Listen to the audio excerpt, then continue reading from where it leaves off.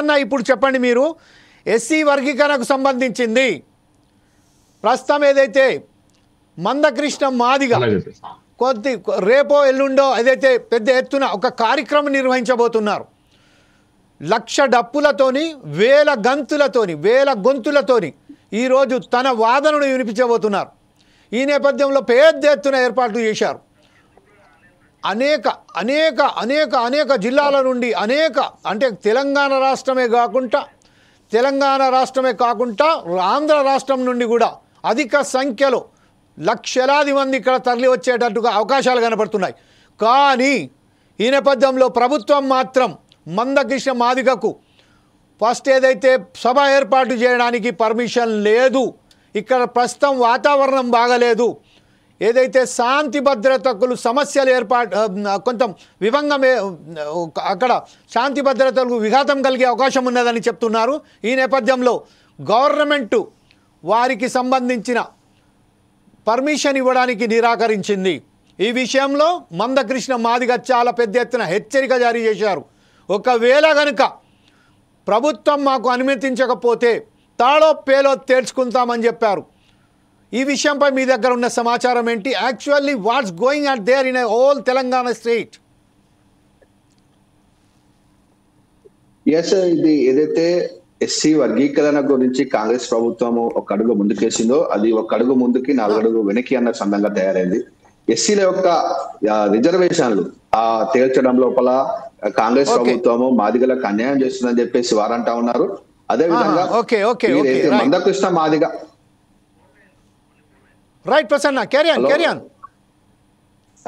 ఏదైతే ఎస్సీ వర్గీకరణ సంబంధించి మందకృష్ణ మాదిగ 1,00,000 డప్పులు 1,000 గొంతుల కార్యక్రమం చేపడతా ఉన్నాడు. అది 30 ఏళ్ల పోరాటం అని చెప్పేసి 30 ఏళ్ల నుంచి ఎస్సీ వర్గీకరణ కోసము మా డప్పులతోటి మేము పోరాటం చేస్తా ఉన్నాము. దాని మా సంస్కృతిలో అదొక భాగము. మాదిగలు అనేది డప్పుతోటే గుర్తింపు వచ్చింది. డప్పు అనేది మా జీవనంలో ఒక భాగం అని చెప్పేసి మందకృష్ణ అనడం జరిగింది. అదే విధంగా తన యొక్క సంస్కృతి ఏదైతే వారి యొక్క సంస్కృతి డప్పుల సంస్కృతి అనేది కనుమరుగైపోతా ఉన్నది. భవిష్యత్ తరాలకు డప్పు అనేది తెలియడం లేదు. అది తేల్చడానికే వారికి చెప్పడానికే మేము ఒక ప్రయత్నం చేస్తా ఉన్నాము. గత 30 ఏళ్ల నుంచి మేము గాంధేయ మార్గం లోపల అహింస మార్గం లోపల ఎస్సీ వర్గీకరణ కోసం పోరాటం చేస్తా ఉన్నాం. కానీ ఏ ఒక్క చోట కూడా మేము దీనికి శాంతి భద్రతల విఘాతం కలిగించలేదని చెప్పేసి వారు అన్నారు. అదేవిధంగా ఏదైతే ఇప్పుడు 7వ తారీఖు నాడు వారు నిర్వహించి తలపెట్టారో దాన్ని ఒక సాంస్కృతిక సభగా గుర్తించాలని చెప్పేసి వారు కోరుతా ఉన్నారు. ఇది ఒక పొలిటికల్ మీటింగ్ కాదు, ఒక సాంస్కృతిక సభ. మా డప్పుల యొక్క సంస్కృతిని మేము ప్రదర్శించబోతున్నాము. దానికి అనుమతి నిరాకరించడం అని తగదని చెప్పి అన్నారు. అక్కడ ఏదైతే ట్రాఫిక్ సమస్య వస్తుందని చెప్పేసి తర్వాత వివిఐపి జోన్ అని చెప్పేసి మందకృష్ణ మాదిగ యొక్క సభను ప్రభుత్వం నిరాకరిస్తున్నారో దానికి తగదు. ఖచ్చితంగా సభ నిర్వహణ జరిగి తీరాలి. ఎందుకంటే తెలంగాణ రాష్ట్రం నుంచే కాదు, ఉమ్మడి ఆంధ్రప్రదేశ్ నుంచి ఛత్తీస్గఢ్ నుంచి కూడా అనేక మంది వచ్చే అవకాశం ఉంది. మాదిగల యొక్క ఆత్మగౌరవం కోసం చేస్తున్న సభను దీని అనుమతి నిరాకరించొద్దు, దీనికి అనుమతించాలి, ప్రభుత్వం కూడా సహకరించాలని చెప్పేసి మందకృష్ణ మాదిగ అంటారు. కానీ కాంగ్రెస్ పార్టీ ఏమాలోచిస్తుందంటే మందకృష్ణ మాదిగ ఏదైతే సభ పెడతా ఉన్నదో ఇది పూర్తి క్రెడిట్ బీజేపీ పార్టీకి పోయే అవకాశం ఉన్నది. మందకృష్ణ మాదిగ ఖచ్చితంగా బీజేపీ మోడీకి సపోర్ట్ చేయడం వల్ల ఈ సభ పెట్టడం వల్ల మాదిగల ఓటు బ్యాంక్ అనేది బీజేపీకి పోయే అవకాశం ఉందనే ఆలోచన కాంగ్రెస్ పార్టీ మధ్యలో ఉన్నది. అందుకోసమనే సభకు సాకులు చూపెడుతూ వారు నిరాకరిస్తా ఉన్నారు. కానీ మందకృష్ణ మాదిగ మాత్రం మాకు పోరాటాలు కొత్త ఏం కాదు, 30 ఏళ్ళ నుంచి పోరాటం చేస్తా ఉన్నాము. ఈ సభ అనుమతించకపోతే ఖచ్చితంగా మేము పోరాటం చేస్తాము, సభను నిర్వహించి తీరుతామని చెప్పేసి తాను ప్రతిజ్ఞ చేయడం జరిగింది. రైట్ ప్రసన్న, జస్ట్ ఇదే విషయంపై మాట్లాడడానికి అంటే సాంకేతిక లోపం వలన చెన్నై మహబూబ్ నగర్ రిపోర్టర్ ఎవరైతే ఉన్నారో మా staff reporter Mahabubnagar staff reporter Chennai లైన్లో ఉన్నారు. కాకపోతే వీడియోలో అతను అందుబాటులో లేడు, ఆడియోలో మాట్లాడడానికి సిద్ధంగా ఉన్నారు. చెన్నై ఇప్పుడు ప్రస్తుతం Chennai is you there? Chennai do you listen me? Chennai నా మాట వినబడుతుందా?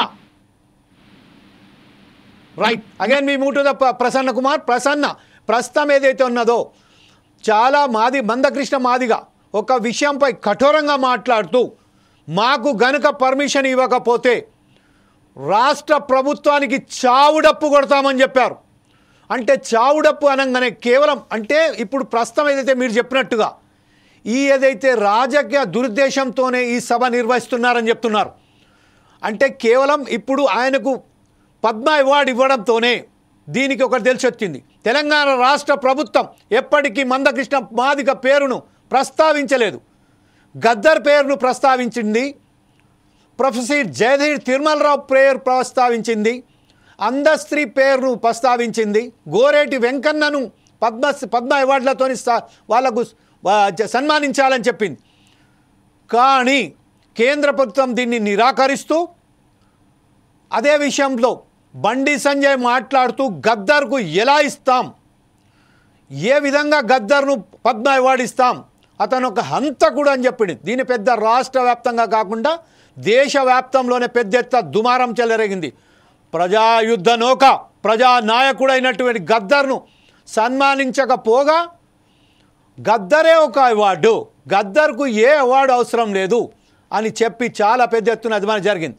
ఈ సమయంలో ప్రస్తుతం ఏదైతే ఇప్పుడు ఈ మందకృష్ణ మాదిగ ఏర్పాటు చేస్తున్న సమయంలో బీజేపీ వచ్చే ఎన్నికలలో లబ్ధి పొందడానికి, అలాగే వచ్చే అసెంబ్లీ పార్లమెంట్ ఎన్నికలలో సైతం తెలంగాణలో పెద్ద ఎత్తున పాగా వేయడానికి ప్రయత్నం చేస్తుందని చెప్తున్నారు. ఈ విషయంపై మీరేమంటారు?